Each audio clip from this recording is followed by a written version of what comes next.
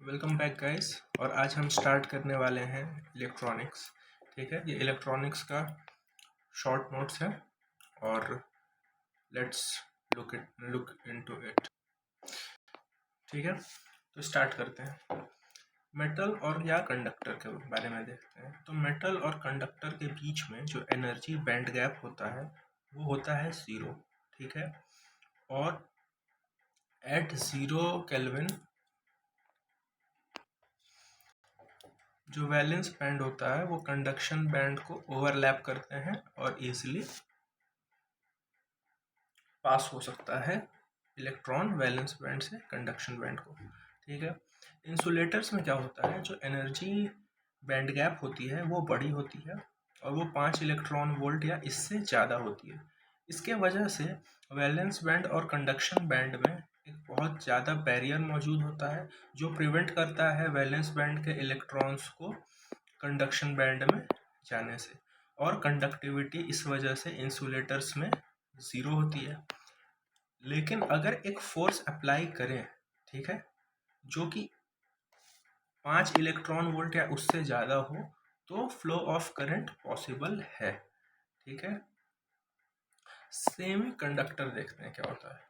Semi conductor 0 degree Kelvin पे यानी कि एब्सोल्यूट टेम्परेचर पे इंसुलेटर की तरह वर्क करता है और उसकी कंडक्टिविटी क्या होती है, 0 होती है। लेकिन जैसे जैसे हम टेम्परेचर बढ़ाते जाते हैं हमारा एनर्जी बैंड गैप की जो वैल्यू है वो कम होती जाती है। ठीक है, और एनर्जी बैंड गैप की वैल्यू अगर कम होगी तो इसका मतलब ये है कि chances of electron jumping from valence band to conduction band increases. और इनिशियली जो सेमीकंडक्टर हमारा एज ए इंसुलेटर की तरह वर्क कर रहा है, टेम्परेचर बढ़ाने पे वो कंडक्टर की तरह वर्क कर सकता है। ठीक है, as temperature increases energy band gap decreases, thus electron move from valence band to conduction band। ठीक है, हमेशा वैलेंस से कंडक्शन बैंड की ओर ही जाएगा। ठीक है, अब देखो, अगर टेम्परेचर हमको केल्विन में पता करना है तो हमको जो करंट टेम्परेचर सेल्सियस है उसमें 273 जोड़ दोगे तो केल्विन में टेम्परेचर पता चल जाएगा। ठीक है, अब हम सेमीकंडक्टर का एनर्जी बैंड गैप लेवल देख लेते हैं। ठीक है, 0 डिग्री पे 1.2 इलेक्ट्रॉन वोल्ट। ठीक है, और हमने टेम्परेचर बढ़ाया और 300 केल्विन पे गए तो हम देखते हैं कि हमें 1.1 इलेक्ट्रॉन वोल्ट का एनर्जी गैप दिख रहा है। यानी कि टेम्परेचर बढ़ाने पे क्या हुआ, एनर्जी गैप जो है वो कम हुआ। राइट, उसी तरह देखो 785 था, अब 72 हो गया टेम्परेचर बढ़ाने पे। तो जो एग्जाम के पॉइंट ऑफ व्यू से इम्पोर्टेंट है वो एट रूम टेम्परेचर या 300 केल्विन पे ही पूछता है। ठीक है, तो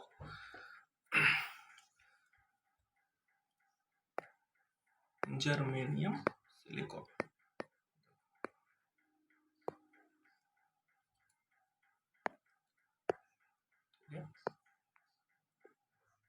एक है मेरा एनर्जी बैंड गैप, ये 300 पे है। ठीक है, और एक है बैरियर पोटेंशियल, वो आगे देखेंगे। तो जर्मेनियम का है 1.1 इलेक्ट्रॉन वोल्ट और नहीं यार, सॉरी सॉरी सॉरी, जर्मेनियम का है 0.7, जस्ट अ मिनट। जर्मेनियम का है 0.7 इलेक्ट्रॉन वोल्ट और सिलिकॉन का है 1.1 इलेक्ट्रॉन वोल्ट। ठीक है, कैसे अरेंज किए हैं देखो, जी पहले आता है, एस बाद में आता है, ऐसे लर्न करने के लिए। और जो नंबर्स भी हैं वो 0.7 और 1.1 लर्न करना है तो असेंडिंग ऑर्डर में ही इसको भी मैंने अरेंज कर दिया है। अभी आगे देखेंगे बैरियर पोटेंशियल को, तो उसको भी यहाँ पे लिखेंगे ताकि कन्फ्यूजन से बचे रहा जा सके। अब देखते हैं, देखो जो एनर्जी होता है, ठीक है, energy required in moving an electron through the potential difference of 1 volt. ठीक है, थर्मल वोल्टेज क्या होता है, thermal voltage represents temperature in terms of voltage. ठीक है, अगर हम किसी टेम्परेचर को बता सकें कि इतना टेम्परेचर इतने वोल्टेज के बराबर है, ठीक है, तो उस वोल्टेज को जो टेम्परेचर रिप्रेजेंट कर रहा है उसको थर्मल वोल्टेज कहते हैं। ठीक है, Vt जो है वो Kt के बराबर होता है और रफली 25 मिली वोल्ट के बराबर होता है, वेयर और K जो है वो क्या होता है, बोल्ट्जमैन कांस्टेंट होता है, राइट। फिर देखते हैं इलेक्ट्रिक फील्ड। इलेक्ट्रिक फील्ड जो होता है वो होता है dV/dx। ठीक है, वोल्ट पर यूनिट लेंथ भी बोलते हैं, इसी वजह से इलेक्ट्रॉनिक्स के टर्म में हम मीटर ना लेके सेंटीमीटर लेते हैं, तो इसकी यूनिट यहाँ पे वोल्ट पर सेंटीमीटर हो जाती है। ठीक है, movement of charge carriers under influence of an electric field is called drift. Drift क्या है, चार्ज कैरियर का movement under the influence of an electric field. लेकिन एक चीज़ ध्यान देने की बात है कि अभी हम आगे पीएन जंक्शन पढ़ेंगे, तो ये जो ड्रिफ्ट है ये एक इलेक्ट्रिक फील्ड के तो अंडर है, लेकिन वो कोई एक्सटर्नल इलेक्ट्रिक फील्ड नहीं है। ठीक है, वो जो पीएन जंक्शन पे जो जंक्शन होता है वहाँ पे एक इलेक्ट्रिक फील्ड जनरेट होती है। ठीक है, क्योंकि ये मोबाइल कैरियर्स होते हैं, एक तरफ प्लस प्लस एक तरफ माइनस माइनस, उसकी वजह से एक इलेक्ट्रिक फील्ड जनरेट होती है। ठीक है, और उसकी वजह से चार्ज कैरियर्स का मूवमेंट होता है जिसे हम ड्रिफ्ट कहते हैं। ओके, अब मोबिलिटी देखते हैं। मोबिलिटी को हम डिफाइन करते हैं ड्रिफ्ट वेलोसिटी अपॉन में इलेक्ट्रिक फील्ड। ठीक है, mobility is equal to drift velocity upon में electric field. Okay, so mobility of electron को हम म्यू एन लिख देते हैं और मोबिलिटी ऑफ होल्स को म्यू पी लिख देते हैं। और मोबिलिटी ऑफ इलेक्ट्रॉन्स जो होती है वो मोबिलिटी ऑफ प्रोटॉन होल्स से ज़्यादा होती है। कितनी ज़्यादा होती है, ऑलमोस्ट 3 टाइम्स ज़्यादा होती है। ठीक है, जो मोबिलिटी की यूनिट होती है वो होती है मीटर स्क्वायर पर वोल्ट सेकंड। ठीक है, क्योंकि ड्रिफ्ट वेलोसिटी क्या होता है, मीटर पर सेकंड होता है। ठीक, और इलेक्ट्रिक फील्ड क्या था, वोल्ट पर मीटर होता है। ठीक है, तो वोल्ट पर मीटर होता है, तो ये मीटर ऊपर चला गया तो मीटर स्क्वायर पर वोल्ट सेकंड हमको मिलता है। अब देखते हैं ड्रिफ्ट एंड डिफ्यूजन। ठीक है, देखो यहाँ पे क्या होता है कि J is equal to sigma E. ठीक है, वेयर जे क्या होता है, ड्रिफ्ट करंट डेंसिटी। ठीक है, जो करंट डेंसिटी होती है, ड्रिफ्ट करंट डेंसिटी, उसको हम देते हैं conductivity into electric field intensity. J D is equal to sigma E. ठीक है, और जो हमारा डिफ्यूजन होता है वो डायरेक्टली प्रोपोर्शनल होता है कॉन्सेंट्रेशन ग्रेडियंट के। ठीक है, और कॉन्सेंट्रेशन ग्रेडियंट क्या होता है, डी एन अपॉन में D X, where D N is carrier concentration. ठीक है, कि कितने चार्ज का कॉन्सेंट्रेशन है, अपॉन में D x that is distance का डिफरेंस। ठीक है, फिर देखो जो डिफ्यूजन करंट डेंसिटी है, ठीक है, ऊपर हमने देखा था ड्रिफ्ट करंट डेंसिटी, अब हम देख रहे हैं डिफ्यूजन करंट डेंसिटी। तो diffusion current density is given by J is equal to Q dN into dN/dx, where dN is diffusion constant. इसको लर्न कर लेना है। ठीक है, कंडक्टिविटी एंड रेजिस्टिविटी देख लेते हैं, वही रो इज इक्वल टू RA/L। ठीक है, and conductivity is inversely proportional to resistivity, कि अगर रेजिस्टिविटी बढ़ेगी तो कंडक्टिविटी घटेगी, और अगर कंडक्टिविटी बढ़ रही है इसका मतलब रेजिस्टिविटी घटेगी। ठीक है, तो कंडक्टिविटी को हम डिफाइन करते हैं charge into carrier concentration into mobility. तो चार्ज Q से, मोबिलिटी U से, और कैरियर कॉन्सेंट्रेशन को हम किससे करते हैं, dN से। dN से, लेट्स से आगे। अच्छा एक चीज देखो, अगर dV/dx है तो उसको हम बोलते हैं पोटेंशियल ग्रेडियंट। ठीक है, और अगर dn/dx है तो उसको हम क्या कह रहे हैं, उसको हम कह रहे हैं कॉन्सेंट्रेशन ग्रेडियंट। ठीक है, अब देखते हैं क्लासिफिकेशन ऑफ सेमीकंडक्टर्स। पहला है डायरेक्ट बैंड गैप सेमीकंडक्टर। ठीक है, डायरेक्ट बैंड गैप सेमीकंडक्टर से हम बनाते हैं एलईडीज और लेजर्स। ठीक है, डायरेक्ट बैंड गैप सेमीकंडक्टर्स के एग्जाम्पल हैं gallium arsenide phosphide, selenium ZnS वगैरह।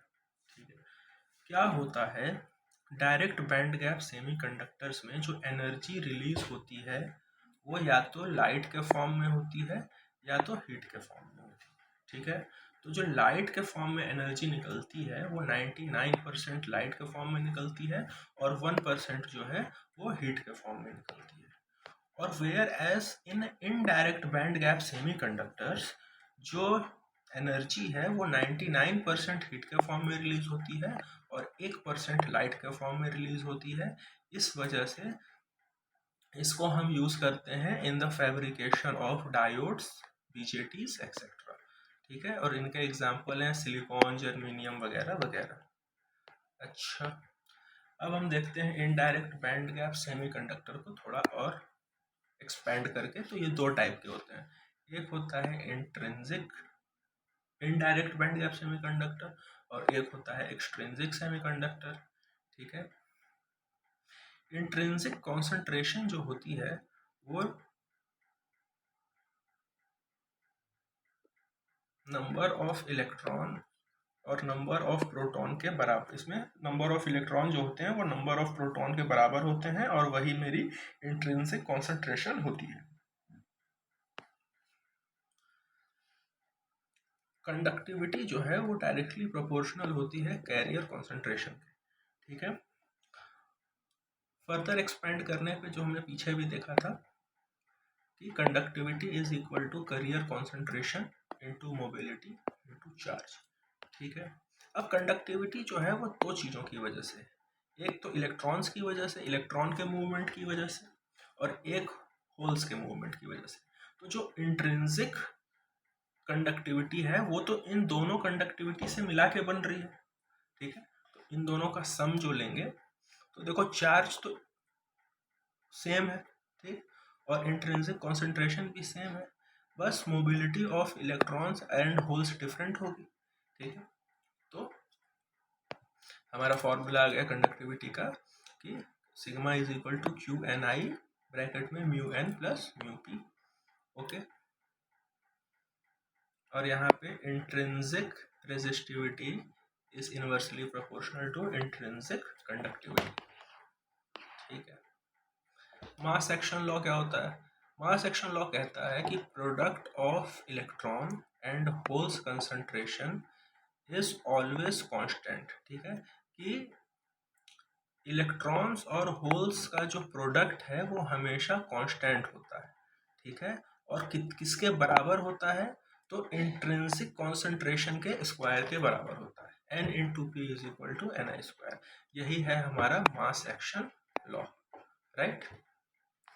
अब देखो एक्सट्रिंसिक में क्या होता है, इसी चीज को हम डिफाइन करेंगे n इंटू पी न बोल के majority concentration into minority concentration is equal to N I square. ठीक है, तो अब देखो माइनॉरिटी कैरियर कंसंट्रेशन क्या होगा, ठीक है, P is equal to N I square upon में n। इसका मतलब होल्स माइनॉरिटी में, ये होल्स है ना, और अगर होल्स माइनॉरिटी में माना जा रहा है, ठीक है, इसका मतलब क्या है, ये n रीजन की बात हो रही है कि नहीं।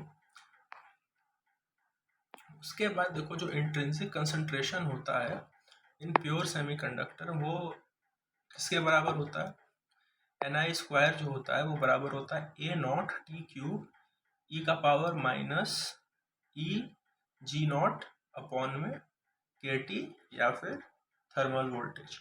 ठीक है, ए नॉट जो है वो मटीरियलिस्टिक कांस्टेंट है। तो हमको यहाँ पे एग्जाम के पॉइंट ऑफ व्यू से ये देखना है कि जो इंट्रिंसिक कंसंट्रेशन है वो मेरा टेम्परेचर पे डिपेंड कर रहा है और energy band gap at 0 degree Kelvin पे डिपेंड कर रहा है। अच्छा, फिर आता है आइंस्टीन रिलेशनशिप। ठीक है, आइंस्टीन रिलेशनशिप क्या है, इसको हम ऐसे याद करते हैं कि देखो डी एन क्या है, डिफ्यूजन कांस्टेंट ऑफ इलेक्ट्रॉन। ठीक है, और डी पी क्या है, डिफ्यूजन कांस्टेंट ऑफ होल्स। उसी तरह म्यू एन क्या है, मोबिलिटी ऑफ इलेक्ट्रॉन, और म्यू पी क्या है, मोबिलिटी ऑफ होल्स। तो आइंस्टीन रिलेशनशिप को हम ऐसे डिफाइन करते हैं कि diffusion constant of electron, sorry, diffusion constant of electron upon में mobility of electron is equal to diffusion constant of holes upon में mobility of holes is always equal to thermal voltage और KT. Right, देखो conduction band देखो समझना, ये तो पता है कि वैलेंस बैंड को हम नीचे डिपिक्ट करते हैं और कंडक्शन बैंड को ऊपर डिपिक्ट करते हैं। ठीक है, ये जो बीच वाली लाइन है ये हम एनर्जी लेवल को डिफाइन करते हैं, ये बीचों बीच है, फर्मी लेवल इसको बोलते हैं। ठीक, अब क्या है कि इंट्रिंसिक होगा तो जो मेरा फर्मी लेवल है, ठीक है, वो तो बीचों बीच होता है, लेकिन अगर मेरा एन टाइप सेमीकंडक्टर है, ठीक है, तो उसका जो फर्मी लेवल होगा, जो एनर्जी लेवल होगा, वो ऊपर की ओर होगा, कंडक्शन बैंड के पास। ठीक है, और अगर मेरा पी टाइप है तो वो हमेशा किसके पास होगा, वैलेंस बैंड के पास होगा। ठीक है, इसको मैं कैसे याद रखता हूँ कि कंडक्शन बैंड ये तो पता है कि ऊपर रहता है। ठीक है, तो एन टाइप में इलेक्ट्रॉन्स ज़्यादा होते हैं, पी टाइप में होल्स ज़्यादा होते हैं, तो कंडक्शन हम मोस्टली इलेक्ट्रॉन से डिफाइन करते हैं, ऐसे समझने के लिए कि जब हम करंट की डिफिनेशन पढ़ते हैं तो क्या बोलते हैं कि फ्लो ऑफ इलेक्ट्रॉन्स वगैरह से डिफाइन करते हैं। ठीक है, तो एन टाइप में इलेक्ट्रॉन्स ज़्यादा होते हैं, तो कंडक्शन बैंड के पास में एन टाइप, और अगर पी टाइप है तो वो वैलेंस बैंड के पास होगा। ठीक है, अब कुछ जनरल प्रॉपर्टीज देख लेते हैं जर्मेनियम और सिलिकॉन की। जर्मेनियम का जो एटॉमिक नंबर होता है वो है 32, सिलिकॉन का है 14। ठीक है, इंट्रिंसिक कॉन्सेंट्रेशन एट 300 केल्विन, ये इम्पॉर्टेंट नहीं है। ठीक है, इम्पॉर्टेंट क्या है, इम्पॉर्टेंट है 300 केल्विन पे एनर्जी बैंड गैप जर्मेनियम की 0.72 होती है, सिलिकॉन की 1.1 होती है। ठीक है, मोबिलिटी ऑफ इलेक्ट्रॉन्स जो है वो 3800 मीटर स्क्वायर पर वोल्ट सेकंड है, और सिलिकॉन में 1300। ठीक है, तो देखो 13 3 जा 39, तो ऑलमोस्ट 3 टाइम्स है कि नहीं।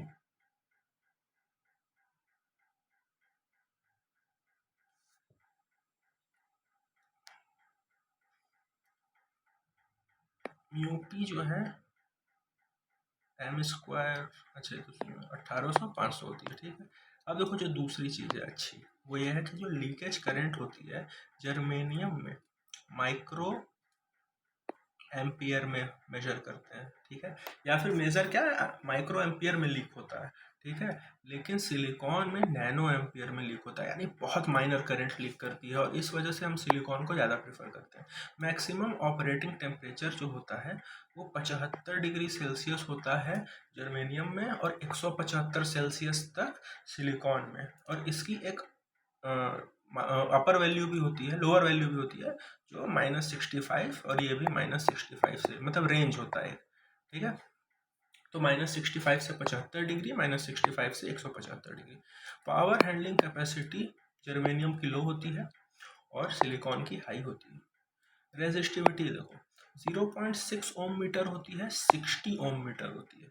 ठीक है, तो अब इसकी रेजिस्टिविटी हाई है, यही रीजन भी है कि ये कम करंट लीक करने दे रहा था। राइट, चलो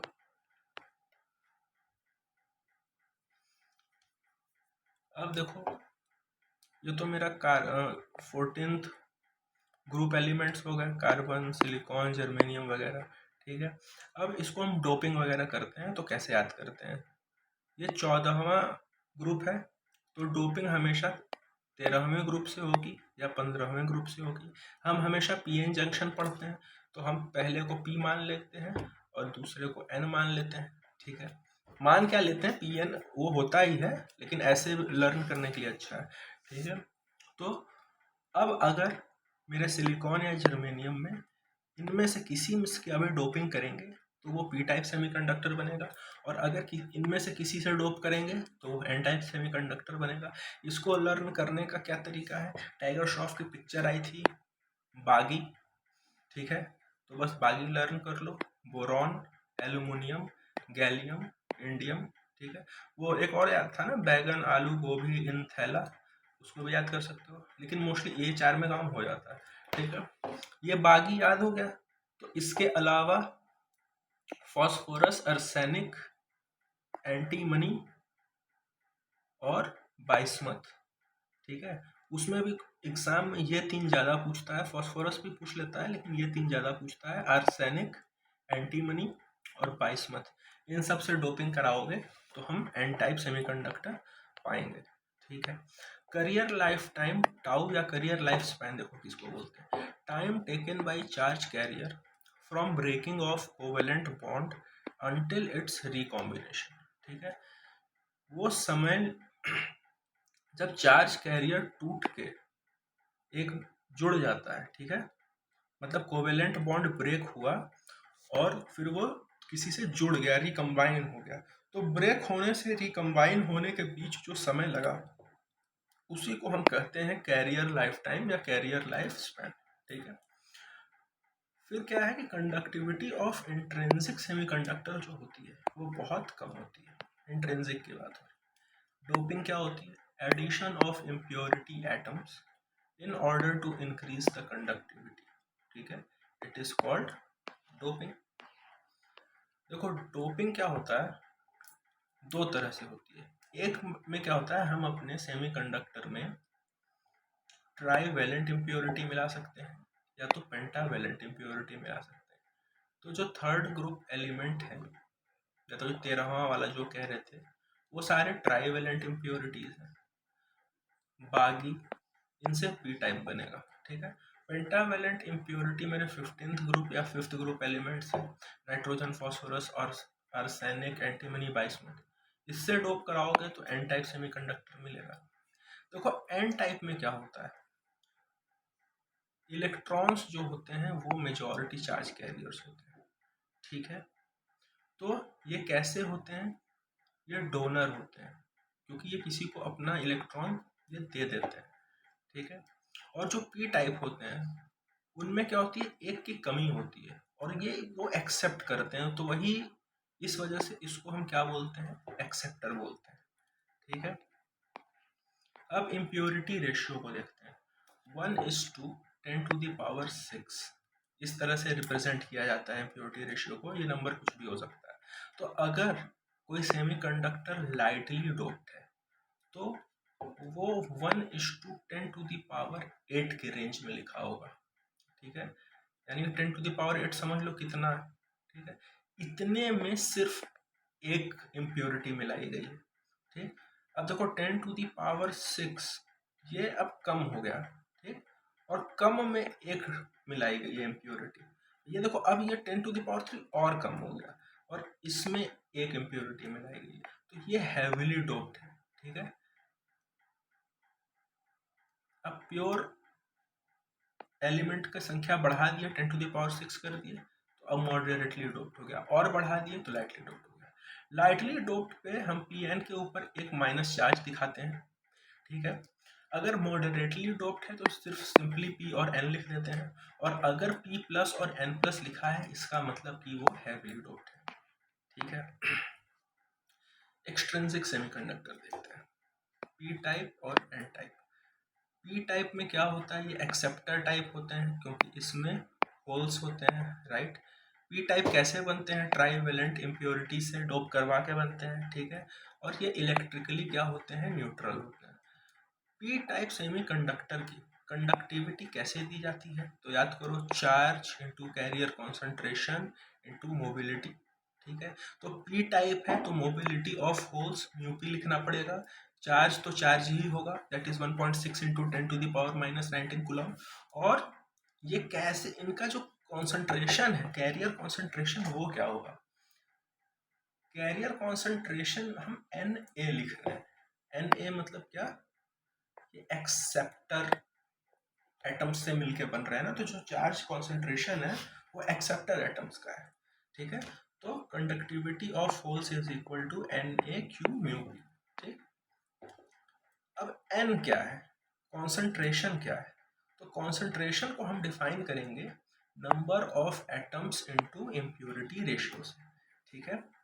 तो समझते हैं क्या, जैसे कि एग्जांपल के लिए एक सिलिकॉन का एलिमेंट है, उसमें नंबर ऑफ एटम्स जो दे दिए हैं वो है 1.5 इंटू 10⁻10 सिलिकॉन एटम्स, ठीक। अब उसमें क्या कर रहे हैं कि हम ट्राईवेलेंट इम्प्योरिटी मिला दे रहे हैं बोरॉन की, ठीक है, और वो कितनी है 10⁴, यानी 10⁴ एटम्स हमको मिलाने हैं इस 1.5 इंटू 10⁻10 सिलिकॉन एटम्स में, ठीक है।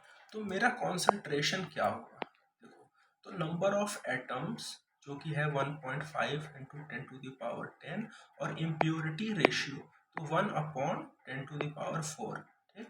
तो Na हमको क्या मिल गया 1.5 इंटू 10⁶, इसको ऐसे देख रहा है। अच्छा जी, अब एन टाइप जिसको डोनर टाइप भी बोलते हैं, तो उसमें क्या होता है, इलेक्ट्रॉन्स की संख्या प्रोटॉन से क्या है बहुत ज़्यादा होगी, तो conductivity of N type semiconductor में क्या होगा, Q, या फिर E भी लिख सकते हैं या इसको Q भी लिख सकते हैं, right. Q that is charge into mobility of electron into carrier concentration. लेकिन एन टाइप में कैरियर कॉन्सेंट्रेशन किससे मिलके बने होते हैं एन टाइप, तो डोनर एटम से, इस वजह से ND लिख रहे हैं, ठीक है। तो हम देखते हैं कि अगर नंबर ऑफ डोनर एटम्स या फिर चार्ज कॉन्सेंट्रेशन बढ़ेगा तो मेरा कंडक्टिविटी भी बढ़ेगा, ठीक। उसके बाद देखो, ये एक एक्सटर्नल पॉइंट है जो मैंने लिखा था, क्वेश्चंस आते हैं। देखो lambda is equal to hc/E, ठीक, जिसमें h जो है वो प्लैंक कांस्टेंट होता है, c जो है वो स्पीड ऑफ लाइट है और E जो है वो एनर्जी, ठीक है। अगर कैलकुलेशन के पॉइंट ऑफ व्यू से देखें तो इस hc को अगर हम मल्टीप्लाई करेंगे प्लैंक कांस्टेंट को, जो कि जिसकी वैल्यू होती है 6.63 इंटू 10⁻−34, और c की वैल्यू क्या होती है 3 इंटू 10⁸ मीटर पर सेकेंड, तो इसको मल्टीप्लाई करने पे हमको 12,400 मिलेगा। ये हम याद करके रख सकते हैं, कैलकुलेशन में डायरेक्ट रख सकते हैं इसको, ठीक है। उसी तरह जो लैम्डा है या जो हमारी वेवलेंथ है उसका एक और फॉर्मूला है जिसको हम कहते हैं h/mv, जहाँ पे v जो है वो वेलोसिटी ऑफ पार्टिकल है और m जो है मास ऑफ पार्टिकल है। तो ये दो फॉर्मूले याद रखना है वेवलेंथ के, जहाँ पे lambda is equal to hc/E हो सकता है या फिर lambda is equal to h/mv हो सकता है, ठीक है। अब हम देखते हैं concept of Fermi level. Energy possessed by fastest moving electron at 0 degree Kelvin, ठीक है। तो फर्मी लेवल क्या है कि हम पता करते हैं कि जो सबसे फास्टेस्ट मूविंग 0 डिग्री केल्विन पे जो सबसे फास्ट मूव करने वाला इलेक्ट्रॉन है वो कितनी एनर्जी पोजेस कर रहा है, या फिर इसको ये भी कह सकते हैं कि maximum kinetic energy possessed by the electron at 0 degree Kelvin, ठीक है। इसका एक फंक्शन है, फॉर्मूला है फर्मी डिराक फंक्शन, जिसको डिफाइन करते हैं 1/1 plus E CE minus EF upon में थर्मल वोल्टेज या KT, ठीक है। तो क्या होता है Fermi level, it defines the probability of an electron to possess the energy E, ठीक है। Fermi level is the energy level eight which the probability of finding N free electron is 50%। For intrinsic semiconductor, Fermi lies in the middle of the conduction and valence band। जैसे था ना conduction band और नीचे था valence band, तो मैंने कहा था कि फर्मी लेवल इंट्रिंसिक सेमीकंडक्टर में एकदम बीचों बीच लाई करता है। और इसको हम देते कैसे हैं EFI, तो EC प्लस EV अपॉन में 2, यानी कि energy of conduction band plus energy of valence band upon में 2 करके, ठीक है। अब हम देखते हैं हॉल इफेक्ट, ठीक है। हॉल इफेक्ट से देखो क्या होता है कि अगर मान लो कोई स्पेसिमेन है, हमने कोई मेटल या सेमीकंडक्टर ले लिया, ठीक है, और उसमें से हमने करंट आई फ्लो करवा दी, ठीक है, और वो करंट आई कहाँ पे फ्लो करवाई, एक ट्रांसवर्स मैग्नेटिक फील्ड में, ठीक है, तो क्या होगा कि एक इलेक्ट्रिक फील्ड इंटेंसिटी इंड्यूस हो जाएगी जो कि परपेंडिकुलर होगी किसके, करंट के और मैग्नेटिक फील्ड दोनों के, ठीक है। फिर समझते हैं कि अगर एक ट्रांसवर्स मैग्नेटिक फील्ड में एक स्पेसिमेन को रख के उसमें से अगर करंट फ्लो करवाएंगे तो एक वोल्टेज इंड्यूस हो जाएगा या एक इलेक्ट्रिक फील्ड इंटेंसिटी इंड्यूस हो जाएगी जो कि परपेंडिकुलर रहेगी करंट और मैग्नेटिक फील्ड के दोनों, ठीक है। अब देखो, तो जो वोल्टेज इंड्यूस हो रहा है, ठीक है, उसको हम बोलेंगे हॉल वोल्टेज। क्या बोलेंगे? Hall voltage. और वो देते हैं V H is equal to B I upon में रो डब्ल्यू, ठीक है। तो डब्ल्यू क्या है? वो स्पेसिमेन का विड्थ है। रो क्या है? यहाँ पे करियर कंसंट्रेशन इनटू चार्ज है, और बी तो मैग्नेटिक फील्ड डेंसिटी है, और आई जो है वो करंट है, ठीक है। अब देखो इंपॉर्टेंट पॉइंट हॉल इफेक्ट्स के बताते हैं। मेटल्स के लिए जो हॉल वोल्टेज है वो स्मॉल होता है, बहुत कम होता है और निगेटिव होता है, ठीक है। तो क्वेश्चन में अगर नेगेटिव नहीं लिखा है, स्मॉल मीडियम लार्ज वगैरह लिखा है, तो मेटल के लिए हॉल वोल्टेज बहुत स्मॉल होता है, और नेगेटिव लिख दिया है तो नेगेटिव को पिक करेंगे। और कितना? तो माइक्रो वोल्ट में, ठीक है। किसमें? माइक्रो वोल्ट में। ये हो गया मेरा मेटल का केस। अब देखो सेमीकंडक्टर के केस में, तो सेमीकंडक्टर में कह दिया कि हॉल वोल्टेज लार्ज होता है और मिली वोल्ट में होता है, पहली बात ये। लेकिन सेमीकंडक्टर में भी दो सेमीकंडक्टर हो सकते हैं, पी टाइप और एन टाइप, ठीक है। तो देखो पी टाइप के लिए पॉजिटिव रहता है हॉल वोल्टेज, लेकिन एन टाइप के लिए नेगेटिव हो जाता है, ठीक है। हालांकि ये पूछेगा नहीं, पूछेगा सिर्फ लार्ज और स्मॉल के रेंज में पूछेगा। तो हमको ये पता होना चाहिए कि मेटल के लिए माइक्रो वोल्ट में, सेमीकंडक्टर के लिए मिली वोल्ट्स में, ठीक है। हॉल इफेक्ट को हम यूज कैसे कर सकते हैं? तो हॉल इफेक्ट से हम ये बता सकते हैं कि जो भी मेरा स्पेसिमेन है वो कंडक्टर है या सेमीकंडक्टर है, क्योंकि हमको तो अब शुरू में जब हम उस एक्सपेरिमेंट को कर रहे हैं तो हमको पता नहीं है कि वो मेटल है या सेमीकंडक्टर है। हमने बस उसको एक ट्रांसवर्स मैग्नेटिक फील्ड में रख के करंट पास करा दिया, एक वोल्टेज इंड्यूस करा दिया, ठीक। अब उस वोल्टेज की वैल्यू ही बता देगी कि वो सेमीकंडक्टर है या कंडक्टर है। अगर माइक्रो वोल्ट में है, ठीक है, तो वो अपना मेटल हो गया। अगर मिली वोल्ट में आया हॉल, जो भी वोल्टेज इंड्यूस हुआ है, तो सेमीकंडक्टर हो गया, राइट। तो इस तरह से हम पता कर सकते हैं। फिर उसके बाद कॉन्सेंट्रेशन ऑफ चार्ज कैरियर बताने में भी हम हॉल वोल्टेज का इस्तेमाल कर सकते हैं, ठीक है। टू कैलकुलेट मोबिलिटी, ये भी हमें हॉल वोल्टेज में से पता चल जाती है। अब इसका एप्लीकेशन देखो, हॉल, हाँ, तो इसको हम हॉल इफेक्ट मल्टीप्लायर की तरह यूज कर सकते हैं, ठीक है। मैग्नेटो फील्ड मीटर में यूज कर सकते हैं to measure magnetic flux density. एक और चीज है, अगर मेरा जो वोल्टेज इंड्यूस हुआ वो जीरो वोल्टेज इंड्यूस हो रहा है, तो इसका मतलब जो मेरा सेमी कंडक्टर है वो क्या है? इंट्रिंसिक है, ठीक है। मोबिलिटी तो वैसे हालांकि हम देते हैं वी डी अपॉन ई से, ठीक है, लेकिन इसमें जो मोबिलिटी है वो दिया जाता है 8/3 pi into conductivity into R H, where R H क्या है? Hall coefficient. ये क्वेश्चन में देगा इसकी वैल्यू क्या है, ठीक है।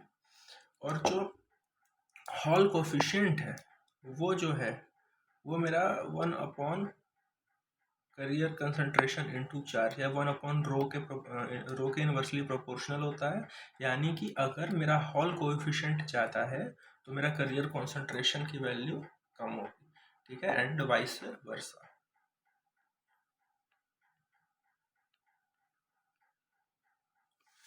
अब देखो ये बड़ा इंपॉर्टेंट है। तो सबसे पहले क्या करते हैं ना, हम एक वेफर ले लेते हैं, ठीक है। ये पूरा एक वेफर है, पी एन जंक्शन डायोड का, ठीक है। अब क्या होता है कि हम इसमें डोपिंग करते हैं, ठीक है। तो डोपिंग हमेशा अपोजिट होती है, एक साइड हम क्या करते हैं पी टाइप से कर देते हैं, एक तरफ हम क्या कर देते हैं एन टाइप से कर देते हैं, ठीक है। तो अब क्या होता है कि हमने पी टाइप से किया और एन टाइप से भी किया, वेट। तो देखो क्या है कि हम जो है इसमें पी टाइप से भी एक तरफ क्या हुआ कि पी टाइप से, एक मिनट प्ले किया कि नहीं, हाँ ठीक है। अब ये वेफर है, इसमें क्या है कि हमने पी टाइप से एक तरफ डोप कर दिया, एक तरफ एन टाइप से डोप कर दिया, ठीक है। तो पी टाइप में क्या है होल्स हैं और एन टाइप में क्या है इलेक्ट्रॉन्स हैं, ठीक है। तो क्या होगा कि जो पी टाइप के होल्स हैं वो इलेक्ट्रॉन की ओर अट्रैक्ट होंगे, ठीक है। तो ये दो जो ग्रीन एरो दिखा रहा है पी से एन की ओर, ठीक है, तो वो इधर की ओर मूव करने लगेंगे। उसी तरह जो एन टाइप में मेरे इलेक्ट्रॉन्स ज़्यादा हैं वो पी टाइप की के होल्स की ओर अट्रैक्ट होंगे, राइट। और ये येलो लाइन से दिखा रहा है कि वो इधर की ओर मूव कर रहे हैं, ठीक है। तो ये जो मूव कर रहे हैं तो ये किसकी वजह से कर रहे हैं, डिफ्यूजन किससे कर रहे हैं, ठीक है। तो जो पीट ये ग्रीन वाला है वो होल्स जा रहे हैं उस तरफ, तो ये होल्स डिफ्यूजन है, और नीचे येलो वाले में इलेक्ट्रॉन्स जा रहे हैं, तो ये क्या है मेरा इलेक्ट्रॉन डिफ्यूजन है। अच्छा ठीक है। अब उसके बाद क्या होता है कि ये यहाँ पे बीच में आके रिकम्बाइन करने लगते हैं, ठीक है।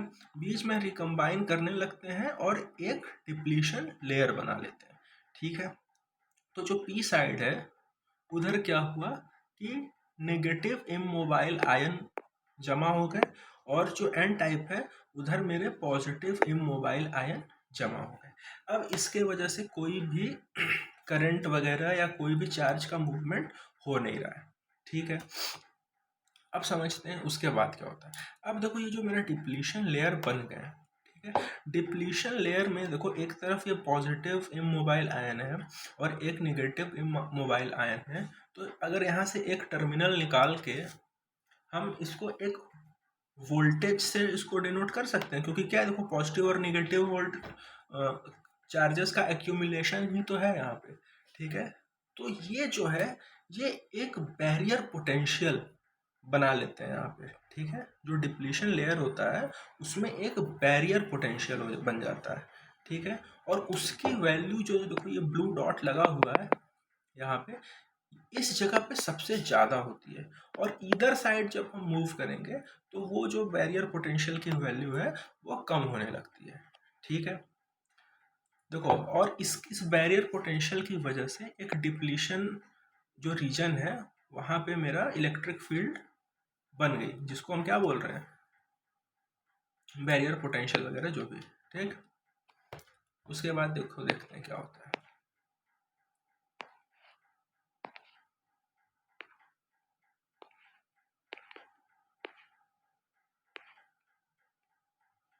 हाँ देखो as soon as the electrons and hole cross the junction, due to this a region is created near the junction where majority charge carrier concentration will become zero.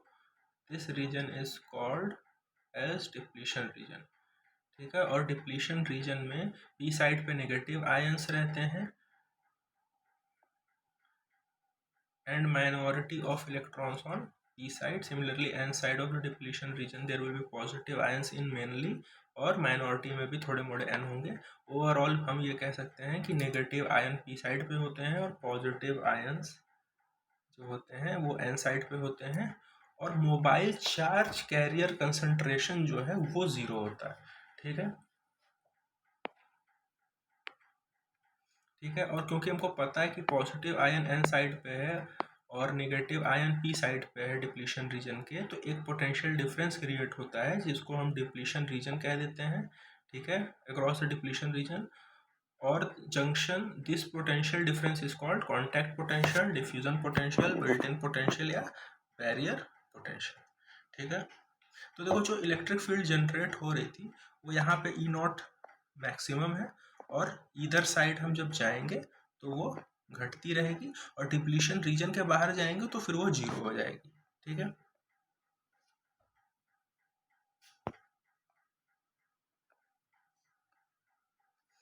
अच्छा देखो अब समझ लेते हैं ड्रिफ्ट करंट भी क्या होता है, ठीक है। अब देखो क्या है कि जो इलेक्ट्रिक फील्ड है मेरी, ठीक है, एक इलेक्ट्रिक फील्ड वहां पे जनरेट हो गई। अब जो मेरा पी साइड है, ठीक है, वो इलेक्ट्रॉन्स जो है, इलेक्ट्रॉन्स को किस डायरेक्शन में मूव करवाएगा? पी साइड की तरफ, राइट। और होल्स को किधर मूव करवाएगा? एन साइड की तरफ, ठीक है। तो क्या होता है, जो मेरा ड्रिफ्ट करंट होता है वो I n plus I p के बराबर होता है, जिसको कहते हैं drift current due to holes और drift current due to electron. और जो डायरेक्शन ऑफ ड्रिफ्ट करंट होता है वो एन साइड से पी साइड की तरफ होता है, ठीक है। ये इंपॉर्टेंट है कि जो डायरेक्शन ऑफ ड्रिफ्ट करंट होता है ना, वो एन साइड से पी साइड की तरफ होता है, और जो डायरेक्शन होता है डिफ्यूजन करंट का, वो पी साइड से एन साइड का होता है। और दोनों इक्वल एंड अपोजिट होने की वजह से काट देते हैं और ओवरऑल न्यूट्रलिटी मेंटेन रहती है, ठीक है।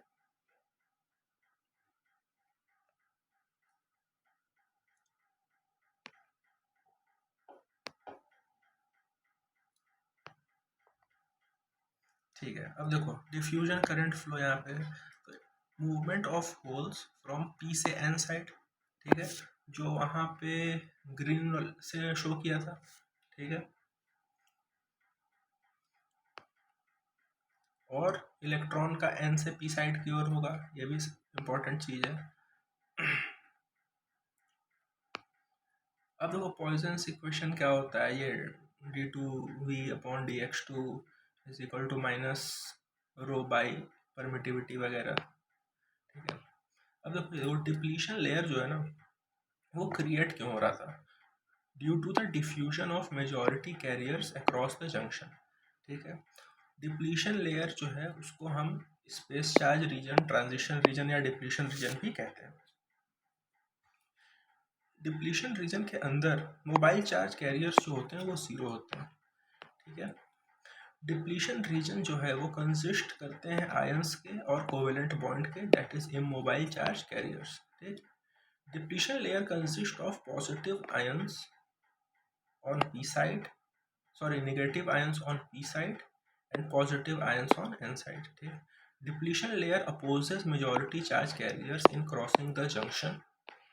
Depletion layer help minority carriers in crossing the junction, ठीक है। और there is a generation of barrier potential, contact potential, built in potential, diffusion voltage, potential hill या barrier height denoted by VBI, V naught या VB. Germanium के लिए 0.2 volt होता है और सिलिकॉन के लिए 0.7 वोल्ट होता है, ठीक है। अब देखते हैं लाओ।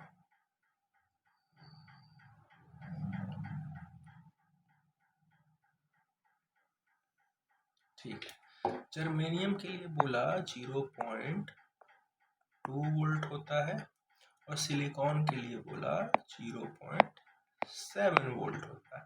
तो यहाँ से अब हमको ऐसे लर्न करना है कि हम असेंडिंग ऑर्डर में जर्मेनियम और सिलिकॉन को लिख लेंगे, ठीक है। और जो मेरे नंबर्स हैं वो हमेशा अरेंजिंग ऑर्डर, असेंडिंग ऑर्डर में ही अरेंज होंगे, ठीक है।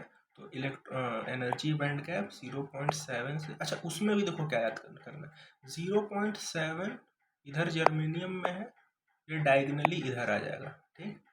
और ये 0.2 और 1.1 लर्न करना, ये हो जाएगा बस, क्योंकि इतनी माइन्यूट सी चीज़ है ना, क्वेश्चन के समय दिमाग में थोड़ा कन्फ्यूजन आ जाता है देख के, इस वजह से इसको ऐसे अरेंज करने से हमें तो बहुत हेल्प मिलती है क्वेश्चन सॉल्व करते समय।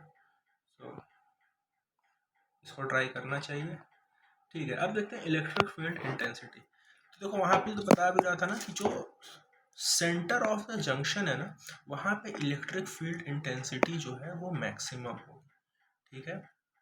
और हर डायोड के लिए ही मैक्सिमम होगी, चाहे जीनर हो, चाहे टनल हो, चाहे हैविली डोप्ड कोई भी पीएन डायोड हो, ठीक है। लेकिन जैसे ही हम इधर साइड बढ़ेंगे वो धीरे धीरे कम होगी और डिप्लीशन लेयर के बाहर तो जाते ही वो एकदम ही खत्म हो जाएगी, ठीक है। अब देखो विड्थ ऑफ डिप्लीशन लेयर का फॉर्मूला क्या होता है, वो दिया जाता है 2 इंटू परमिटिविटी अपॉन में charge into 1 concentration of acceptor atom plus 1 concentration of donor atom into junction voltage.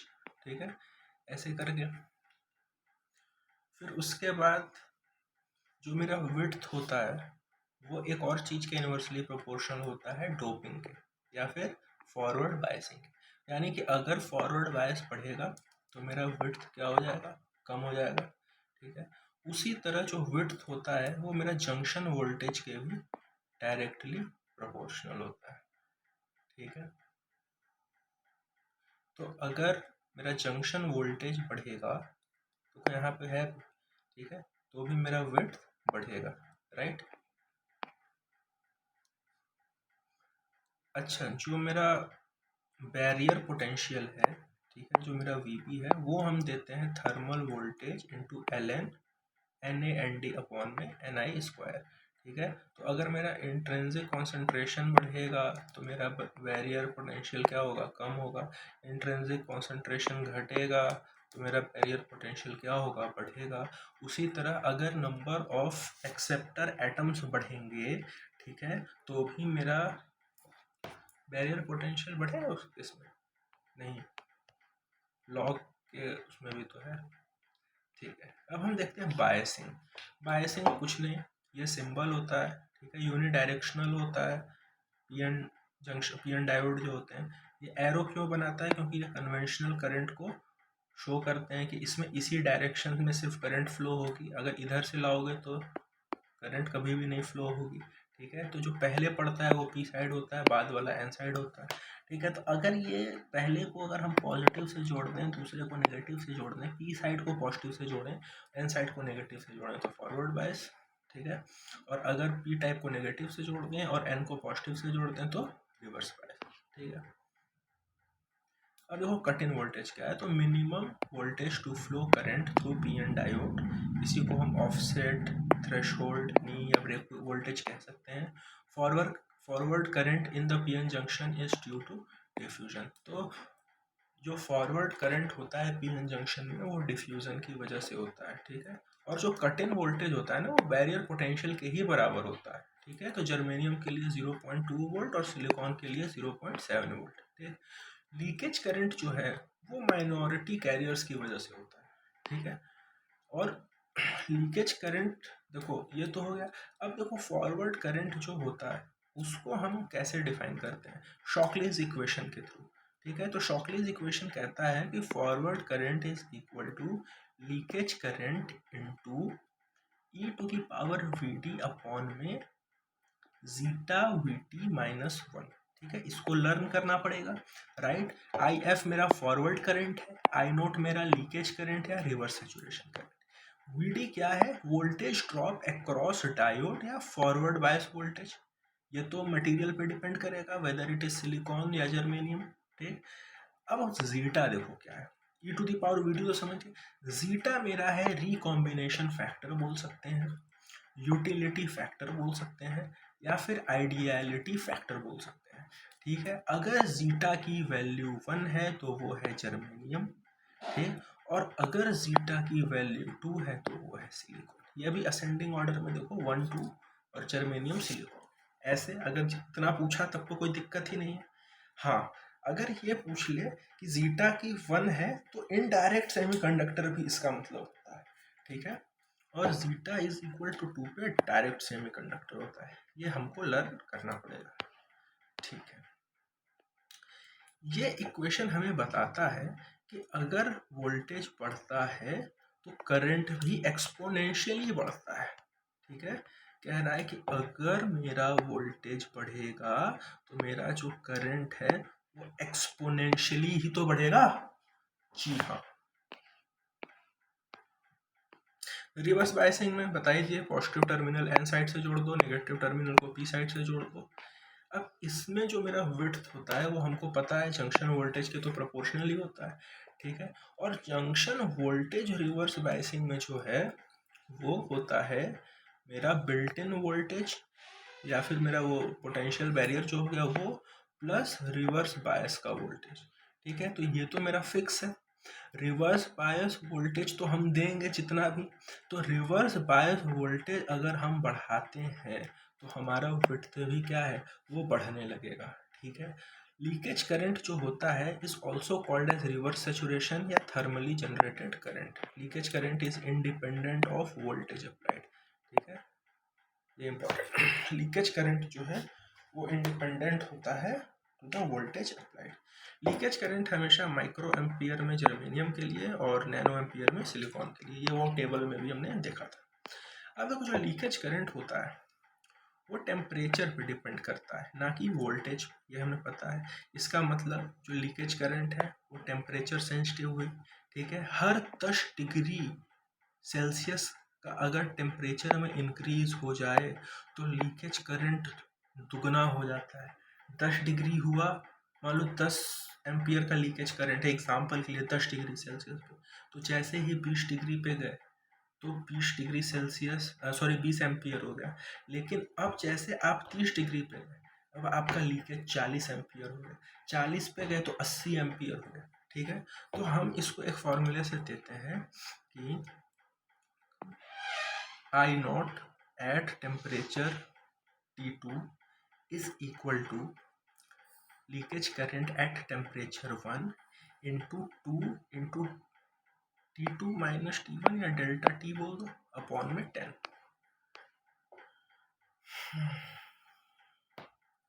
ये तो देखो शॉकली इक्वेशन है। Forward current is equal to I naught into E to the power V2 या फिर V diode जो भी बोल दो जीटा VT माइनस 1। तो यहाँ पे देखो वोल्टेज जब बढ़ रहा है तो मेरा करंट कैसे एक्सपोनेंशियली बढ़ रहा है, राइट। उसी तरह जब मेरा वोल्टेज, ठीक है ये तो नहीं, ठीक ठीक ठीक, रिवर्स बायस वोल्टेज जो होता है ना वो हमेशा कम होता है ब्रेक डाउन वोल्टेज से।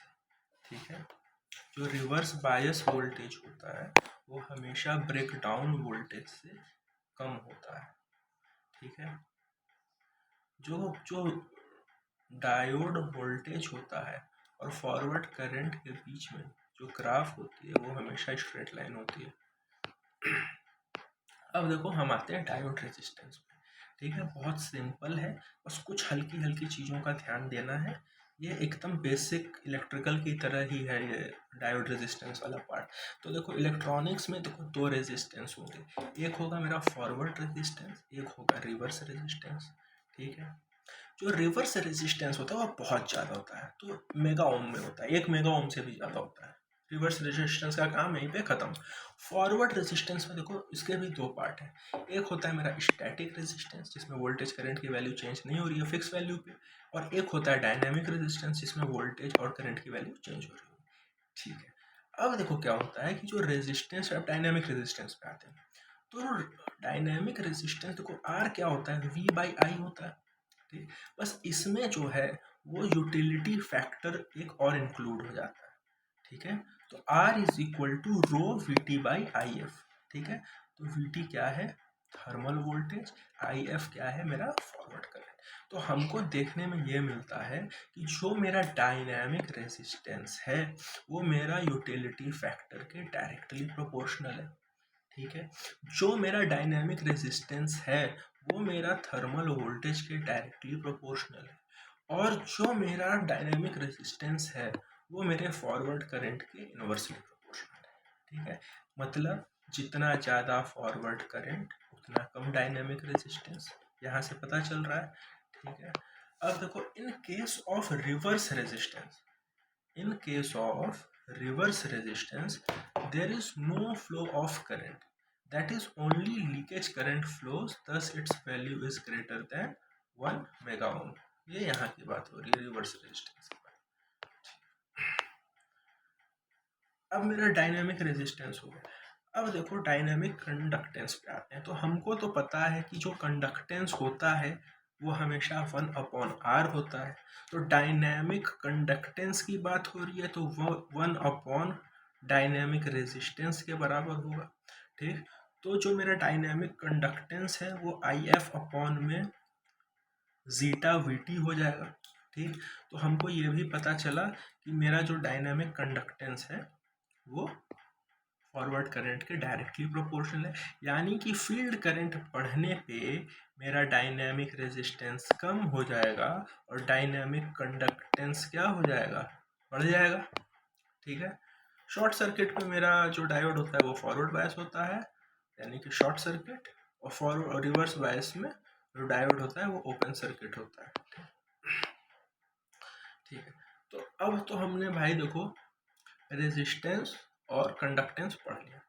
अब हम आते हैं देखो कैपेसिटेंस, जंक्शन कैपेसिटेंस में। क्यों? क्योंकि हम क्या देख रहे थे कि देखो एक साइड P है, एक साइड N है, ठीक है, और ये बीच में क्या एक डाइलेक्ट्रिक की ही तरह तो कुछ बन रहा है जंक्शन पे, सोच के देखो, क्योंकि चार्ज तो यही तो नहीं पास करने दे रहा है। जब तक एक फिक्स वैल्यू बिल्ट इन या बैरियर पोटेंशियल के बराबर वोल्टेज ना दें तब तक तो देखो ये करंट तो पास करने नहीं दे रहा है। तो एक तरह से डाइलेक्ट्रिक ही है कुछ समय के लिए ये, जब तक इसको वो वोल्टेज ना मिल जाए जो इसकी रिक्वायरमेंट है।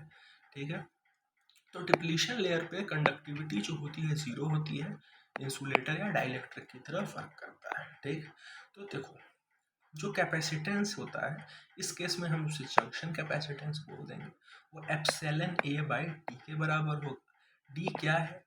नॉर्मली होता है डिस्टेंस बिटवीन प्लेट्स, लेकिन इस केस में डी की जगह हमने इसे डब्ल्यू से रिप्रेजेंट किया है, और डब्ल्यू क्या है?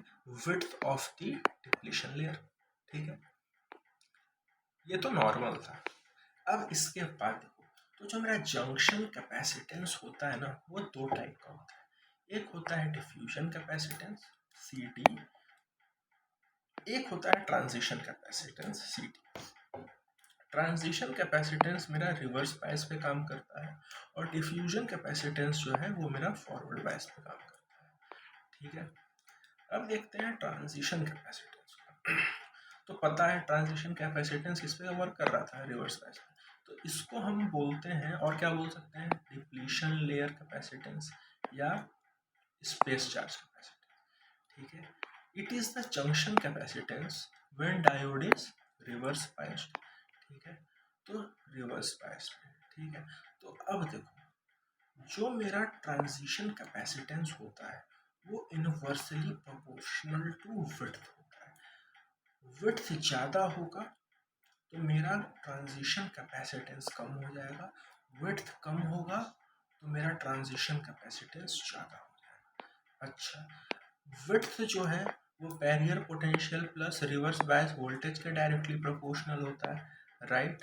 तो इसका ये मतलब हुआ कि जो ट्रांजिशन कैपेसिटेंस है वो मेरा V naught plus V R B के बराबर होगा। तो अगर मेरा रिवर्स बायस वोल्टेज बढ़ेगा तो मेरा क्या होगा? ट्रांजिशन कैपेसिटेंस कम होगा। तो आप देखो क्वेश्चन कैसे फंसता है। अगर क्वेश्चन ये बोल दे, ठीक है, कि अगर तुम्हारा ट्रांजिशन कैपेसिटेंस बढ़ रहा है तो तुम्हारा विड्थ का क्या होगा? ठीक है, तो क्या होता है कि हम लोग रिवर्स बायस सोच के सोचते हैं कि भाई रिवर्स बायस है तो विड्थ तो बढ़ना चाहिए। विड्थ बढ़ेगा रिवर्स बायस में कब? जब वोल्टेज बढ़ेगा। लेकिन यहाँ वोल्टेज थोड़ी ना बढ़ रहा है, यहाँ कैपेसिटेंस बढ़ रहा है, और कैपेसिटेंस बढ़ने का मतलब रिवर्स बायस वोल्टेज नहीं, रिवर्स बायस वोल्टेज नहीं, विड्थ जो है वो मेरा कम होगा। ठीक है, इसका एप्लीकेशन देखो क्या है, auto tuning of amplifier varactor diode में ही यूज करते हैं इसको।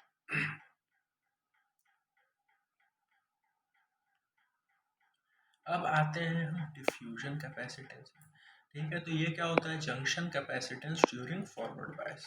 ठीक है, ये इसमें भी जो डिफ्यूजन हाँ डिफ्यूजन कैपेसिटेंस होता है ये भी 1/width के ही प्रोपोर्शन में होता है। ठीक है, यानी कि विड्थ बढ़ेगा तो CD बढ़ेगा तो विड्थ घटना चाहिए, ऐसे करके। लेकिन जो विड्थ होता है ना वो मेरा फॉरवर्ड 1/√FB फॉरवर्ड बायस होता है, इन्वर्सली प्रोपोर्शनल। तो इस वजह से जो मेरा डिफ्यूजन कैपेसिटेंस है वो फॉरवर्ड बायसिंग के डायरेक्टली प्रोपोर्शनल हो जाता है।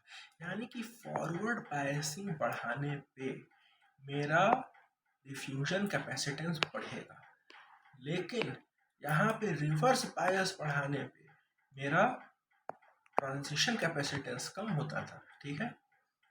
उसी तरह फॉरवर्ड बायस बढ़ाने पे मेरा CD तो बढ़ रहा है लेकिन मेरी विड्थ कम हो रही थी, और वहाँ पे दूसरा चीज़ हो रहा था इसके विपरीत, ठीक है।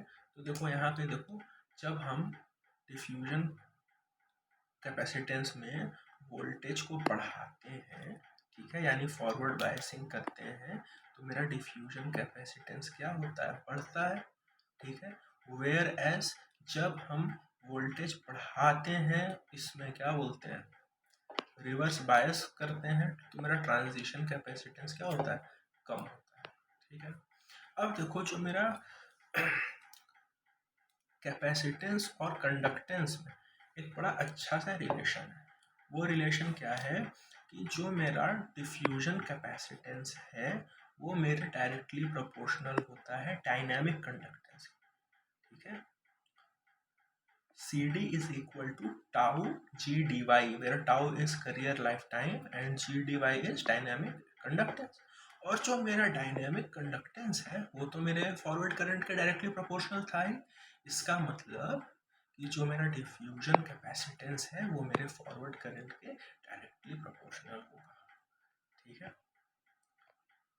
अब उसके बाद हम देख लेते हैं कुछ तरह के डायोड्स को, ठीक है, डिफरेंट टाइप ऑफ डायोड। तो पहला होता है मेरा वैरेक्टर डायोड, ठीक है।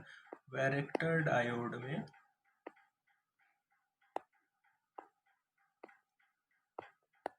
इस तरह से फिगर बनता है, ठीक है। इसको varicap diode, variable capacitor diode, volta cap diode, voltage capacitor diode भी बोला जाता है, ठीक है। जो मेरा वैरेक्टर डायोड है वो मेरे ट्रांजिशन कैपेसिटेंस के प्रिंसिपल पे वर्क करता है, यानी कि रिवर्स बायस में मेरा वैरेक्टर डायोड वर्क करेगा, बिल्कुल करेगा, ठीक है। हमने वहाँ भी देखा था कि रिवर्स बायस वोल्टेज बढ़ाने पे कैपेसिटेंस तो मेरा कम होता ही है, ठीक है। जो मेरा वैरेक्टर डायोड होते हैं वो लीनियर ग्रेडेड डायोड होते हैं, हैवीली डोप्ड डायोड होता है, ठीक है। इनका इस्तेमाल होता है फाइन ट्यूनिंग ऑफ रिसीवर में, सेल्फ बैलेंसिंग ऑफ ब्रिजेस में, माइक्रोवेव पावर एम्पलीफायर, ठीक। उसके बाद हम आते हैं LED डायोड पे।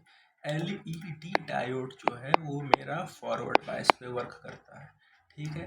ये लाइट तब एमिट करता है जब प्रॉपर बायसिंग हो, और बायसिंग कैसी होनी चाहिए, फॉरवर्ड बायस होनी चाहिए। इसका जो प्रिंसिपल है वो होता है LED का, इलेक्ट्रोल्यूमिनेंस, ठीक है। और light emitted due to large number of recombination at the junction. इसको हम डायरेक्ट बैंड गैप सेमीकंडक्टर से फैब्रिकेट करते हैं, जैसे गैलियम आर्सेनाइड, फॉस्फाइड एक्सेट्रा, ठीक है। इनविजिबल स्पेक्ट्रम में जो LED है वो इंफ्रारेड लाइट एमिट करता है, और विजिबल स्पेक्ट्रम में ये रेड, ऑरेंज, ब्लू वगैरह लाइट को एमिट करता है। रिवर्स बायस में ये कोई लाइट एमिट नहीं करता है। LED का कट इन वोल्टेज जो है वो है 1.3 वोल्ट, ठीक है। पावर डेसिपेशन मिलीवॉट में करता है भाई अपना, और रिस्पॉन्स टाइम देता है माइक्रोसेकंड में, यानी क्विक रिस्पॉन्स टाइम, ठीक है। जो कलर ऑफ लाइट है वो डिपेंड करती है वेवलेंथ पे, ठीक है। अब क्योंकि wavelength lambda is equal to 1.24 upon EG micrometre दे दिया है, नहीं तो ये देखो 12,400 ये प्लैंक कांस्टेंट और स्पीड ऑफ लाइट का मल्टीप्लिकेशन ही है। जहाँ 12,400 ले रहे थे यहाँ 1.24 अपॉन EG ले रहे हैं, क्योंकि माइक्रोमीटर में वैल्यू यूज किया जा रहा है, ठीक है। इसका इस्तेमाल होता है LED का रिमोट कंट्रोल ट्रांसमीटर में, स्ट्रीट लाइट्स में, फोटोमेट्री में और ऑप्टो कपलर्स में, ठीक है। इसमें कोई भी मरकरी नहीं होती है, ठीक है, ये इम्पोर्टेंट। अब हम देखते हैं कुछ ब्रेकडाउन्स जो कि डायोड में होते हैं। पहला है जीनर ब्रेकडाउन। इसमें क्या होता है कि जो कोवेलेंट बॉन्ड है वो टूटने चालू हो जाते हैं under the high electric field, ठीक है। इसके वजह से कॉन्सेंट्रेशन ऑफ कैरियर क्या है वो बढ़ जाता है और लार्ज फ्लो ऑफ करंट देखने को मिलता है, ठीक है। जो ब्रेकडाउन वोल्टेज होता है वो इनवर्सली प्रोपोर्शनल होता है डोपिंग के। डोपिंग जितना ज़्यादा करोगे ब्रेकडाउन वोल्टेज उतना कम होगा, और डोपिंग जितना कम करोगे ब्रेकडाउन वोल्टेज उतना ज़्यादा होगा। That is more the doping lesser the breakdown voltage. तो ब्रेकडाउन जो होता है वो 6 वोल्ट से नीचे के वोल्टेज पे हो जाता है, ठीक है। It decreases with temperature, temperature बढ़ता है तो जीनर ब्रेकडाउन कम हो जाता है, ठीक है। अब हम देखते हैं अवलांच ब्रेकडाउन। ये होता है ड्यू टू इलेक्ट्रॉन मल्टीप्लिकेशन, ठीक है।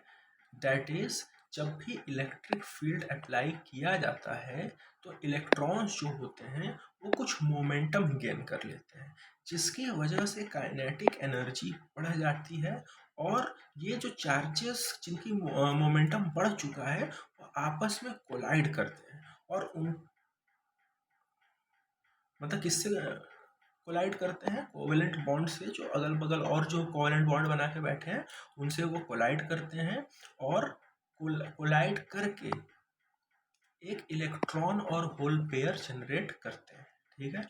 इसी को बोलते हैं अवलांच मल्टीप्लिकेशन, ठीक है। इसमें जो ब्रेकडाउन है वो 6 वोल्ट से ऊपर होता है, और अगर टेम्परेचर बढ़ाओगे तो एवलांच ब्रेकडाउन बढ़ेगा,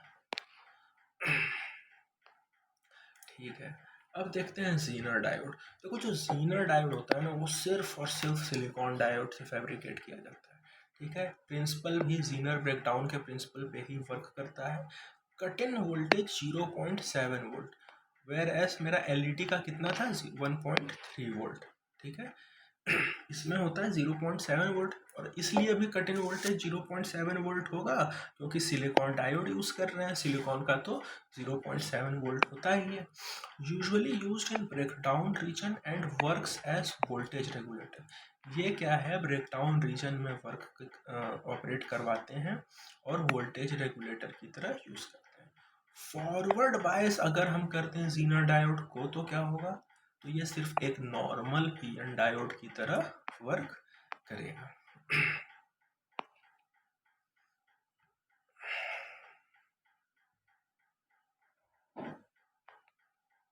और ये होता है सिंबल। अच्छा, हमने उसका सिंबल नहीं देखा एलईडी का। तो देखो एलईडी में नॉर्मल पीएन जंक्शन, क्योंकि लाइट एमिट कर रहा है तो 2 रेस ऊपर की तरफ ऐसे दिखाया गया, ठीक है।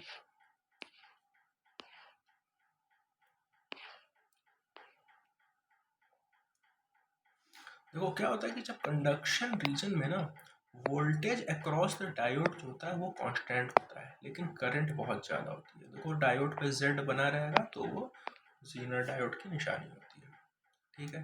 देखो तो जो जीनर डायोड का जो पावर है वो मैक्सिमम पावर यूज किया जाता है to find maximum current that Zener diode can withstand without getting destroyed.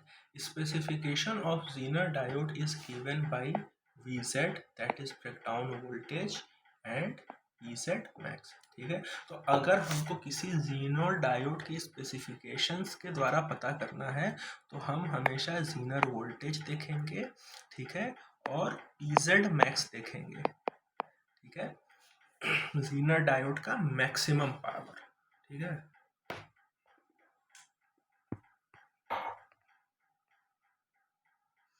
अब देखो ये पता नहीं क्वेश्चन इससे आएगा कि नहीं, temperature coefficient of Zener diode से। ये मेरा डेल्टा वी जेड जो है वो V Z into T C into delta T है, वेर वी जेड क्या है, नॉमिनल जीनर वोल्टेज है, ठीक है। टी सी क्या है, और टेम्परेचर कोएफिशिएंट है। इसको अल्फा से क्यों नहीं डिनोट करते फिर। अगर ये पॉजिटिव आया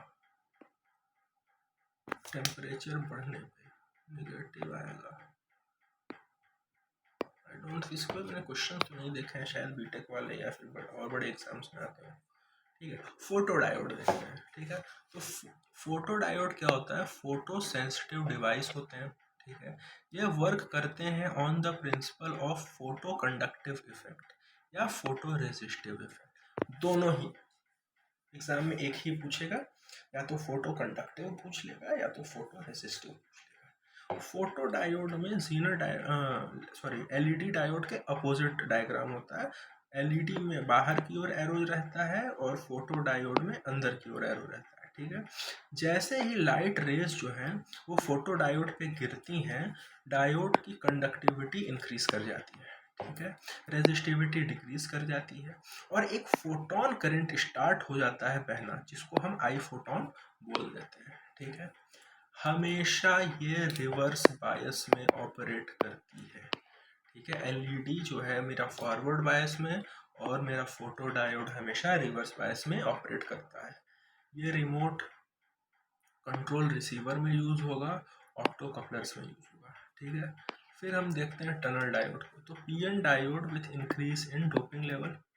देखो अगर मेरा 1:10⁶ की डोपिंग है वो नॉर्मल डायोड है। जीनर डायोड में 10⁵ की डोपिंग हो जाएगी और टनल डायोड में 1:10⁻³ यानी कि हैवी डोपिंग टनल डायोड्स में होती है।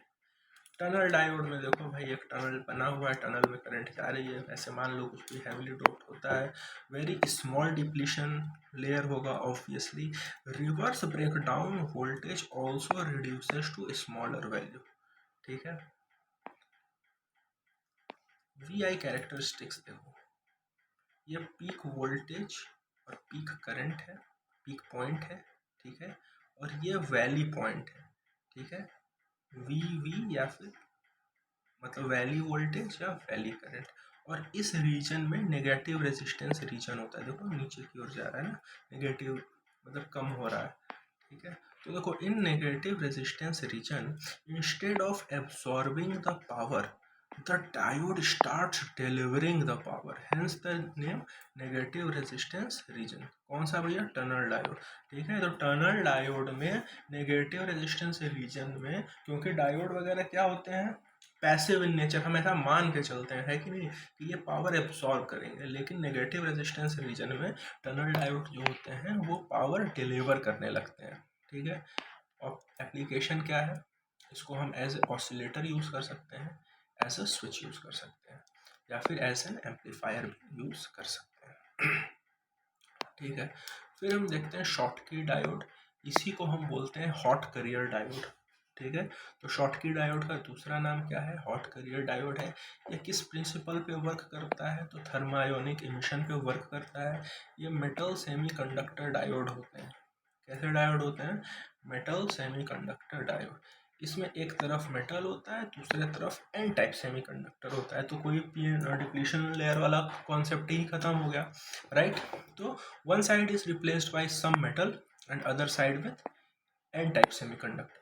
Now both the side has electron as their charge carriers, so no barrier potential is required. Current flow instantly. Cut in voltage क्या होता है? Zero. Application क्या होता है? Used to decrease the switching time characteristic between the diode and BJT. DC resistance of a crystal diode is less than AC resistance, ठीक है। DC resistance जो crystal diode का होता है, मतलब क्या कहने की कोशिश कर रहे हो, क्रिस्टल डायोड का जो रेजिस्टेंस होता है वो कम होता है एसी रेजिस्टेंस, राइट, एसी में ज़्यादा होता है, ठीक है। ये एफईटी है, वैसे एफईटी तो अलग से पढ़ना ही है, लेकिन एफईटी के बारे में कुछ इंपॉर्टेंट और हल्के से पॉइंट्स मैंने लिखे हुए हैं, तो इसको समझ लेते हैं, ठीक है। एफईटी जो होता है उसमें क्या होता है कि जो इनपुट इम्पिडेंस होता है एफईटी का वो बहुत हाई होता है, ठीक है, और 3 एफईटी कन्फिगरेशन यूज़ करते हैं, ठीक है। कॉमन सोर्स में क्या होता है कि input medium input and output impedance common है, तो जो इम्पिडेंस है मेरा इनपुट और आउटपुट वो मीडियम लेवल का होगा, ठीक है। Output is inverse of input, that is 180 degree face change, और सबसे ज़्यादा यूज़ किया जाता है। तो अगर क्वेश्चन पूछ ले कि किस एफईटी में 180 डिग्री फेस चेंज देखने को मिलता है, तो वो कॉमन सोर्स में मिलता है, कॉमन सोर्स कॉन्फ़िगरेशन में मिलता है। हालांकि सारे एफईटी का जो इनपुट इम्पिडेंस है वो हाई ही है, लेकिन उस हाई में भी इन 3 में अलग अलग मीडियम हाई लो हम कंपैरेटिवली एक दूसरे के कंपेयर में हाई लो हो सकता है। ओवरऑल देखा जाए तो एफईटी का इनपुट इम्पिडेंस हाई ही होता है, ठीक है। कॉमन सोर्स में 180 डिग्री का फेस चेंज देखने को मिलता है, ठीक। कॉमन ड्रेन, इसको कॉमन ड्रेन को पहली बात तो सोर्स फॉलोअर भी बोल देते हैं, ठीक है, क्योंकि सोर्स वोल्टेज जो है वो फॉलो करता है गेट वोल्टेज को, ठीक है। इसका इनपुट इम्पीडेंस हाई और आउटपुट इम्पीडेंस लो होता है। इसको हम बफर की तरह यूज़ करते हैं। वैसे भी वोल्टेज फॉलोवर बोल दिया है तो बफर तो होगा ही, ठीक है। इन्वर्टर की तरह तो वर्क करेगा नहीं, 180 डिग्री का फेज शिफ्ट तो देगा नहीं, राइट। वोल्टेज गेन जो है वो यूनिटी होती है, करंट गेन हाई होती है, ऑल्दो हाँ करंट गेन भी हाई होती है। इनपुट और आउटपुट सिग्नल जो होते हैं वो सेम फेज में होते हैं, बफर है तो ऑब्वियसली सेम में होंगे, ठीक है। कॉमन गेट और कॉमन गेट में क्या होता है, इनपुट और आउटपुट सिग्नल इसमें भी फेज में होते हैं, ठीक है। Input impedance low, high output impedance, voltage high रहता है लेकिन करंट गेन लो होता है, overall power gain is also low compare to others. अब हम आते हैं इम्पॉर्टेंट पे, जिसे कहते हैं डायोड सर्किट्स, ठीक है। देखो डायोड सर्किट्स में एक है मेरा, पहले क्लिपर्स पढ़ लेते हैं। क्लिपर्स होते हैं, एक होता है पॉजिटिव क्लिपर, एक होता है नेगेटिव क्लिपर। मान लो ये मेरा इनपुट सिग्नल है, ठीक है, और देखो अब मेरा आउटपुट में नेगेटिव पोर्शन तो दिया ही नहीं है, ठीक है, यानी नेगेटिव क्लिपर है। इसमें जो भी यहाँ पे हमने डिवाइस लगाया है उसने नेगेटिव सिग्नल को हटा दिया, नेगेटिव सिग्नल को क्लिप कर दिया। उसी तरह यहाँ पे जो भी मेरा डिवाइस है उसने पॉजिटिव को हटा दिया, सिर्फ नेगेटिव को रखा, तो ये पॉजिटिव क्लिपर है, ठीक है। देखो इसको ट्रिक से भी समझ सकते हैं, लेकिन पहले हम नॉर्मली समझते हैं। क्लिपर में हमेशा डायोड और रेजिस्टेंस होता है, ठीक है। तो अगर क्वेश्चन में पूछ ले कि कौन सा क्लिपर है, तो डायोड और रेजिस्टेंस वाले ही फिगर को कंसीडर करना है, बाकी सब तो ऐसे ही एलिमिनेट कर सकते हो, ठीक है। अब देखो अगर मेरा जो डायोड है, यहाँ से हम ये चीज़ V0 को हम थोड़ा सा एक्सटेंड करके हम यहाँ पे भी V0 को लिख सकते हैं, ठीक है, और बेटर अंडरस्टैंडिंग होता है शंट क्लिपर समझने के लिए।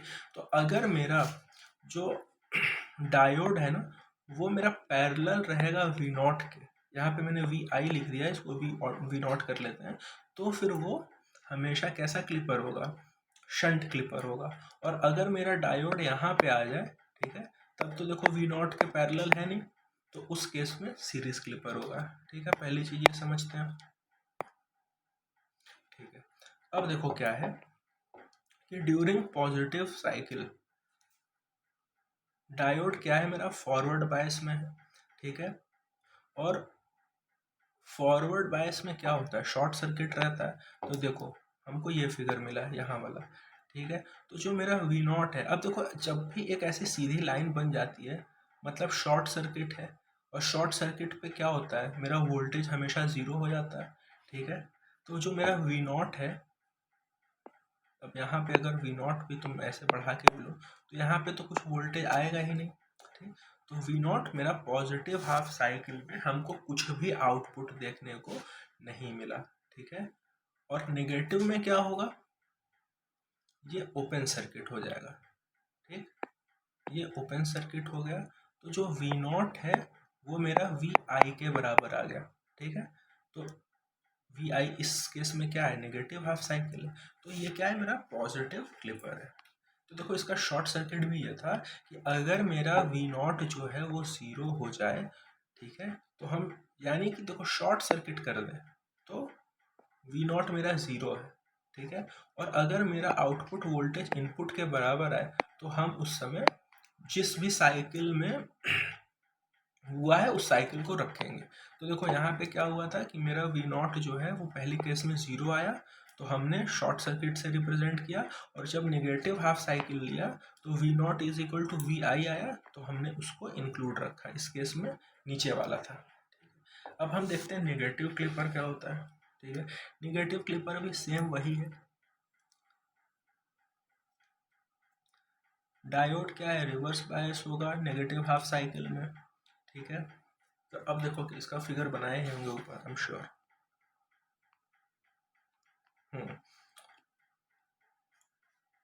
पहले समझते हैं एक मिनट, फॉरवर्ड बायस अपने से समझते हैं। मान लो यहाँ पे अगर फॉरवर्ड बायस होता है, ठीक है, तो यहाँ पे P होता है, P पे पॉजिटिव, और n पे निगेटिव होता, ठीक है। पॉजिटिव हाफ साइकिल में तो यही होता ना, नहीं यहाँ पे निगेटिव दिया हुआ है, ठीक है, हाँ। तो पॉजिटिव हाफ साइकिल में यहाँ पे पॉजिटिव होता है, यहाँ पे निगेटिव होता, ये क्या होता है, as a short circuit work करता है, राइट। हाँ, तो क्या था कि इसमें जैसे कि निगेटिव हाफ साइकिल जब आएगी, ठीक है, समझना चाहिए, पहले पॉजिटिव नहीं, पहले निगेटिव क्लिपर में है, पहले हम निगेटिव क्यों ले रहे हैं, क्योंकि देखो यहाँ पे हमने पोलैरिटी रिवर्स कर दी है, राइट। तो पोलैरिटी रिवर्स की है तो पहले ये नेगेटिव से ही होके गुजरेगा, ठीक है। इस डायोड पे जो पहला सिग्नल पड़ेगा वो नेगेटिव हाफ साइकिल का पड़ेगा, राइट। तो नेगेटिव हाफ साइकिल पे क्या है कि ओपन सर्किटेड है, ठीक है। ओपन सर्किटेड पे हमको क्या मिलेगा, देखो V not is equal to V I मिलेगा, ठीक है। और V not is equal to V I पे हम क्या करते हैं, वो सिग्नल को रख लेते हैं, right. V not is equal to V I पे हमने उस सिग्नल को रख लिया, और अगले केस में V not is equal to 0, तो ये मेरा क्लिप कर गया। उसी तरह देखो सीरीज क्लिपर क्या होता है, सीरीज क्लिपर में जो मेरा डायोड होता है वो वी नॉट से सीरीज में कनेक्टेड होता है, ठीक है, वी नॉट पे हम, ठीक। और डायोड ऊपर आ जाता है, रेजिस्टर नीचे आ जाता है पैरेलल में, ठीक है। तो देखो नेगेटिव क्लिपर है, तो पॉजिटिव हाफ साइकिल में क्या होगा, डायोड फॉरवर्ड बायस हो जाएगा, ठीक है। और वी नॉट जो है वो वी आई के बराबर हो जाएगा, तो हम ऊपर वाले को एज इट इज रखेंगे, राइट। और दूसरे क्लिप में क्या होगा, नेगेटिव हाफ साइकिल में क्या हो जाएगा, ये रिवर्स बायस हो जाएगा, तो वी नॉट मेरा क्या है 0 के बराबर आएगा, और हमको उसको as a short circuit treat करना पड़ेगा, ठीक है। अब देखो हम देखते हैं रेक्टिफायर्स। रेक्टिफायर में क्या होता है कि हम एसी को डीसी में कन्वर्ट कर देते हैं।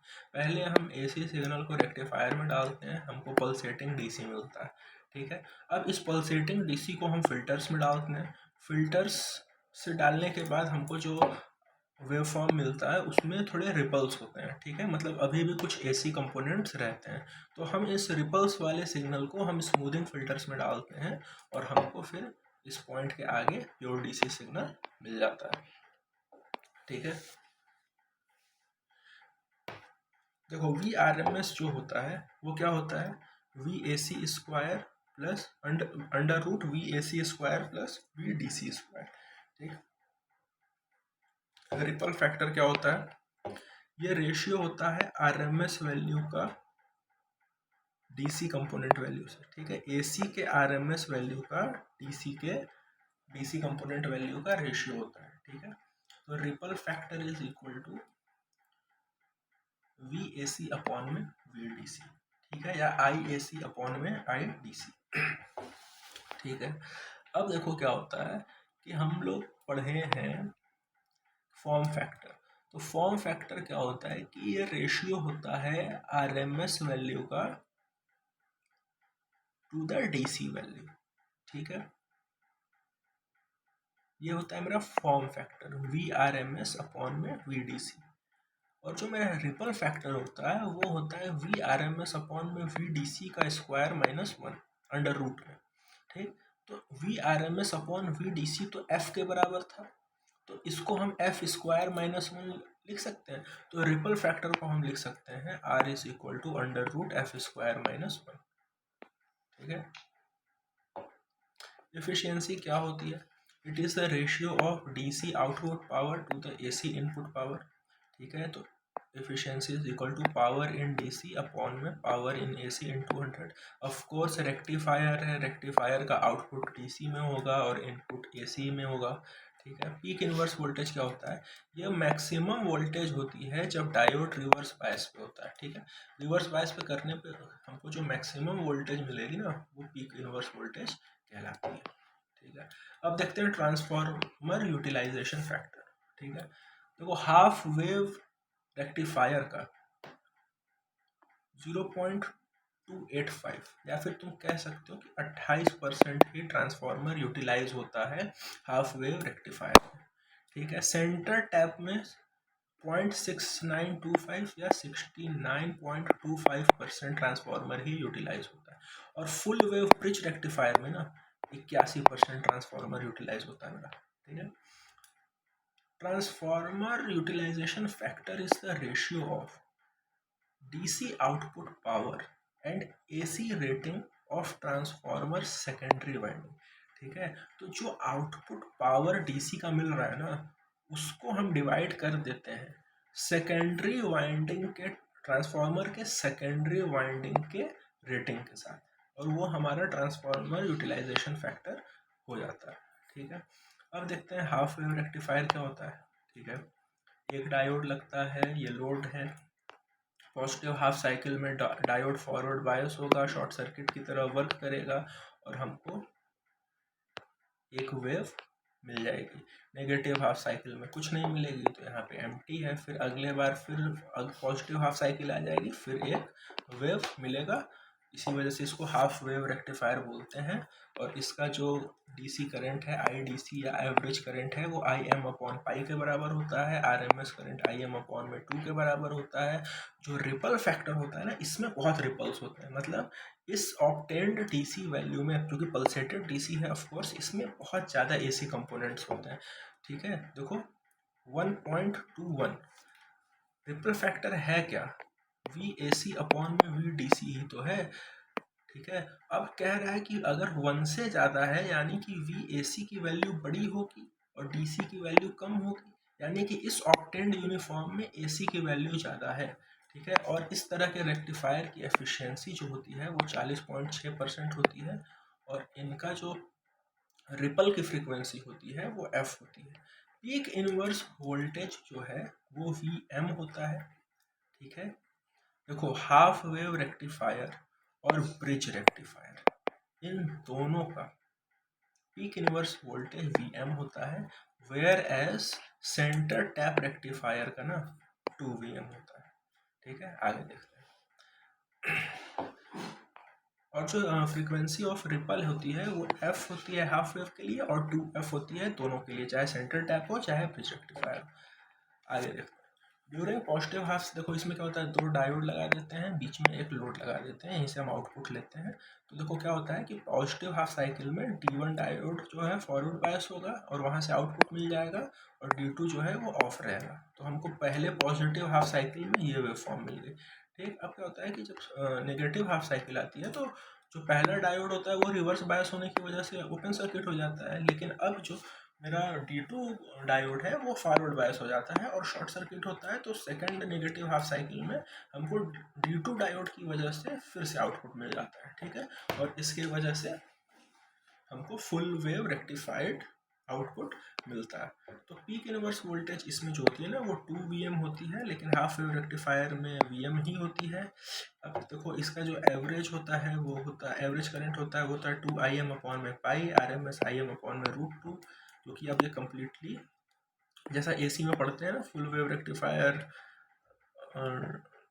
DC और क्या था सॉ टूथ वगैरह का सारे वेव फॉर्म के वैल्यूज़ जो हैं, तो वहाँ से देखो उसको वहाँ से भी लर्न मैंने किया ही है, मतलब वहाँ से भी देखा जा सकता है या फिर यहाँ से भी देखा जा सकता है, ठीक है। फिर फॉर्म फैक्टर 1.11 होता है। देखो इसमें रिपल कितना है, 0.48, मतलब इस समय VAC/VDC अगर आप करो तो देख रहे हो कि 0.48 आ रहा है, यानी AC वैल्यू कम है, DC वैल्यू ज़्यादा है इस ऑक्टेंड वेव फॉर्म में, ठीक है। इनकी एफिशिएंसी 81.2% और फ्रीक्वेंसी ऑफ रिपल 2F, ठीक है। इसका figure full wave bridge rectifier का याद करना जरूरी है। मैंने कैसे याद किया है, तो मैंने ऐसे याद किया है कि जो यहाँ से जब चलेंगे तो जो बाहर की ओर जो दो डायोड है वो इस पॉइंट से दूर को जा रहे हैं, ठीक है, बाहर वाले, और लेफ्ट वाले इस पॉइंट की तरफ जा रहे हैं, ठीक है। इस तरह याद किया, अपना अपना तरीका होता है, फिगर पूछ लेता है कभी कभी, ठीक है। इसमें भी फिर वही है कि दो डायोड फॉरवर्ड बायस में रहेंगे हर बार, और दो डायोड जो है वो रिवर्स बायस में रहेंगे, और हमको आउटपुट मिलेगा। इसमें पीक इनवर्स वोल्टेज VM ही होती है, ठीक है। RMS IM बाई √2 ही होगी, सारी वैल्यू वही है। ट्रांसफार्मर यूटिलाइजेशन फैक्टर जो है 0.812 होगा। 0.695 जो है वो सेंटर टैप के लिए। एफिशिएंसी 81.2%, ठीक है। रिपल फैक्टर इसका भी 0.48 ही है, फॉर्म फैक्टर 1.1 है, और फ्रीक्वेंसी ऑफ रिपल जो है वो 2f है, ठीक है। Thank you guys.